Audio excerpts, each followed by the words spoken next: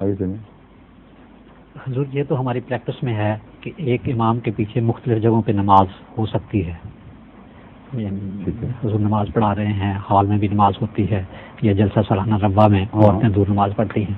تو ایک امام کے پیچھے کتنے فاصلے تک نماز پڑھی جا سکتی ہے؟ اس کی کچھ جہاں وہ فاصلے وقت مشترک ہے وہاں تک بس، اس سے زیادہ نہیں. نماز کا وقت ہر جگہ ایک ہوتا ہی نہیں. وہ تو ٹھیک ہے، تو وقت کا فیصلہ ہے یہ اصل میں. جی. اور دوسرے قبلہ ایک ہو اور امام آگے ہو، یہ دو شرطیں ضروری ہیں. اگر یہ مہیا ہوں تو پھر ہو سکتی ہے. ٹھیک ہے جی. ظہور مہدی آخر